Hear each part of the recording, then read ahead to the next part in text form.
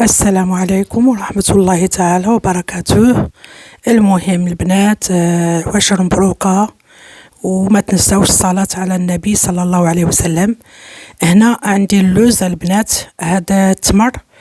بالنسبة اللي عندهم الوليدات ما كيبغيوش يتناولوا لهم التمر، هذه طريقة كنديروا هاد الحيلة هذه باش يقدروا ياكلوه. ميم لينا الكبار راه كيعطي واحد الطاقة وكيعطينا واحد الشبع طيلة النهار الصيام. تقبل منا ومنكم القيامة والصيام إن شاء الله. اللوز راكم شفتوه، رشيتو بالماء ودرتو في الفران باش ما يتحرق لكمش. حمروه في الطاجين الا بغيتو اللي كنطيبوا فيه المسمن. عندي اللوز نص كيلو بالقشره ديالو، وعندي هاد عجينه التمر كيلو ديال عجينه التمر. كنحاول دابا ندخل، المهم كنحمر اللوز، راكم شفتوا راه داز داكشي في الفيديو. رشيته بالماء باش ما يتحرق لكمش في الفران. بغيتو تحمروه في الطاجين عادي حمروه. المهم حتى تيولي منين تقسموا اللوزات كتقسم وتيولي اللون ديالها من الداخل، يعني كتعرفوها راها تحمرات وتقلات. كتخليوه بالقشور ديالو من طبيعة الحال. كنحاول ندمجها في ديك لاباط ديال التمر. هذا الاقتراح اليوم كاين 3 المكونات. كاين عجينة التمر اللي هي كيلو، وعندي نص كيلو ديال اللوز بالقشرة ديالو، وعندي من بعد السمسم. هنا كنعجن او الجنجلان، هنا كنعجن ديك لاباط ديالي ديال التمر، وكنحاول ندخل فيها ديك اللوز مزيان. هانتوما كتشوفوا ديروها في قصيعه. انا من بعد درتها في البلون دو طرافاي باش نقدر نتحكم في ديك اللوز كله يدخل لي في ديك الكميه.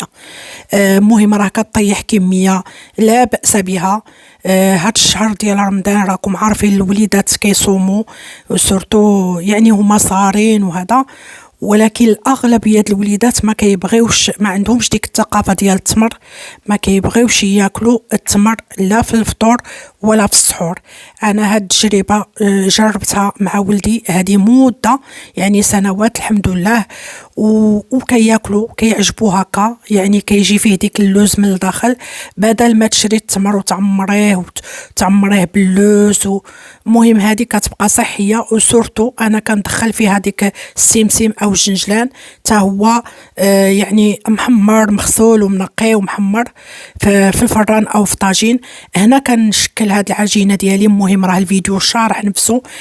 كنديرهم دي بودان هكا، كنديرهم دي بودان لان من بعد كندخلهم الكونجيلاتور او في الفريغو كيشدوا راسهم باش في التقطع. ملي كنبغي نقطع يعني كيجيني الشكل ديالهم. اما الا بقات العجينه مطلوقه وقطعتهم بلا ما دخلتهم للثلاجه راه ما هيجيش الشكل ديالهم هكا داير او كاري. ممكن تطلقوهم كاع، تطلقوهم بالدلاك وديروهم بشي مرشم الصابلي ولا اللي بغيتو.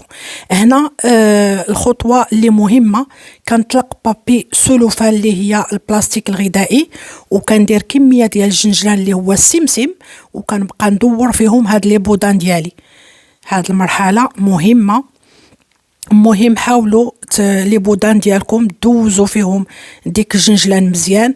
وهنا كان من طبيعه الحال غادي ندخلوهم للكونجيلاتور او الفريغو، خاص ضروري تغلفوهم. انا غلفتو هكا، وغادي نولي منين غادي نسالي غادي نولي نغلفو بالتغليفه الثانيه مزيان باش نضمن ان ما تخليش فيه الريحه ديال مهم الشيء الاخر، داك الشيء اللي دايرين في الكونجيلاتور او في الفريغو.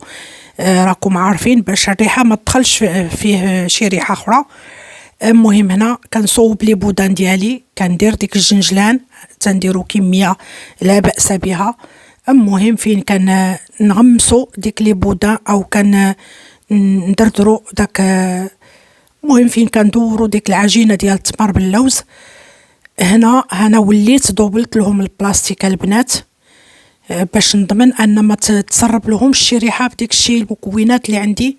انا مكونجيليا في هذا، راكم عارفين الكونجيلاتور او الفريغو كيكون فيه اللحم، كيكون الدجاج، كيكون بعض المرات الحوت، باش نضمن ان ما تسرب لي حتى شي ريحه ليهم. انا غادي نزول لهم دابا البلاستيك. هنا من بعد ما دازت ساعه، الا درتوه في الكونجيلاتور ساعه او الفريغو، ما تخليوهش يطوب عاوتاني باش ما يعذبكمش في التقطاع. انا قطعت بداك القطاعه اللي عندي د الباتيسري اللي كنقطعوا بها، يعني كيخدموا بها لي باتيسري. مي في التالي قطعت هي بالموس، هي الموس يكون عندكم ماضي مزيان. ومهم طبيعه الحال ردوا البال على يديداتكم وصبيعاتكم. هنايا هانتوما كتشوفوا الطريقه، ممكن قلت لكم تطلقوه طلقه بالدلاك وترشموه بشي مرشم الصابلي ولا اللي كان اي مرشم تبغيو نتوما.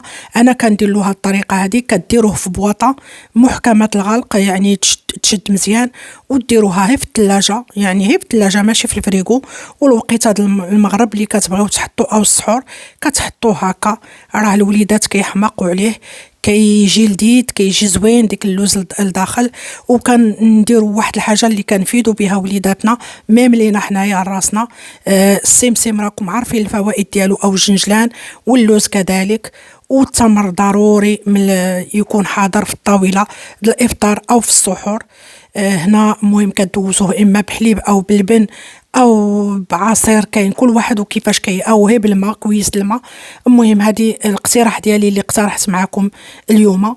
ديجا فايته مقدمه هذه الوصفه مع تشكيله التمر كيفاش نعمروه بريستيج. وهذا عام اكتفيت بهذه الطريقه هذه. نتمنى يعجبكم الفيديو ديالي. هنا راني كندوق معكم كيجي لذيذ، نتمنى تجربوه.